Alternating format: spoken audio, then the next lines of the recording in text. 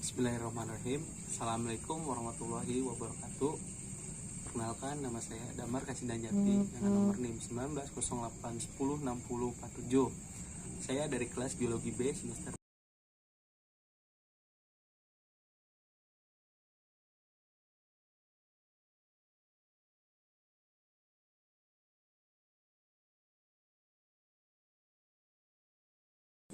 Padang Lamun. Padang Lamun adalah ekosistem khas di Laut Dangkal pada wilayah perairan hangat dengan dasar pasir dan didominasi oleh tumbuhan lamun. Sekelompok tumbuhan anggota bangsa Alismatales yang beradaptasi di air asin. Padang Lamun biasanya hanya dapat terbentuk pada bagian perairan yang lautnya dangkal, kurang lebih dari 3 meter. Namun dasarnya tidak pernah terbuka dari perairan. Ia dapat dianggap sebagai bagian dari ekosistem mangrove.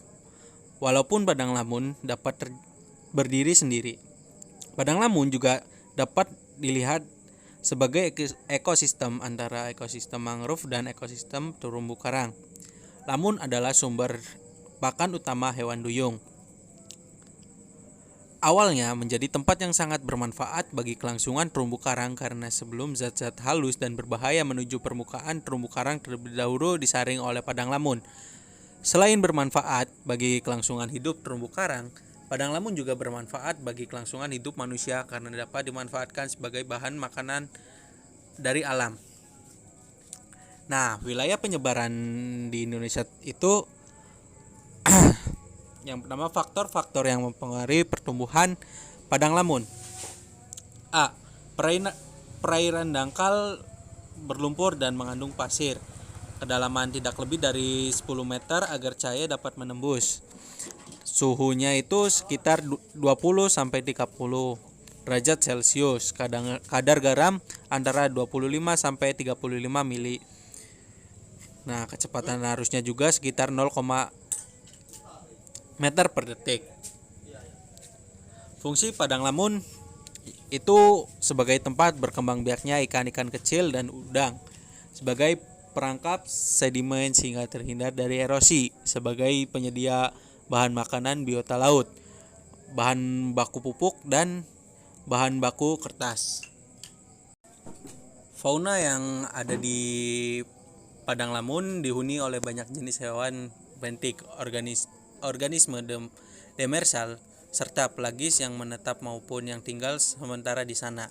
Spesies yang sementara hidup di lamun biasanya adalah juvenil dari sejumlah organisme yang mencari makan serta perlindungan selama masa kritis dalam siklus hidup mereka.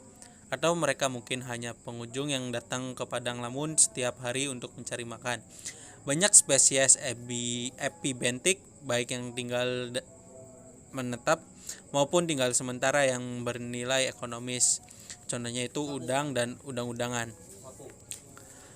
Udang-udangan adalah yang bernilai ekonomis yang paling tinggi sebagai penjelas dan bukan karena alasan ekologi maupun biologi tertentu. Ada 4 kelompok besar fauna yang diketahui yang tinggal di padang lamun, yaitu infauna, hewan yang hidup di dalam sedimen.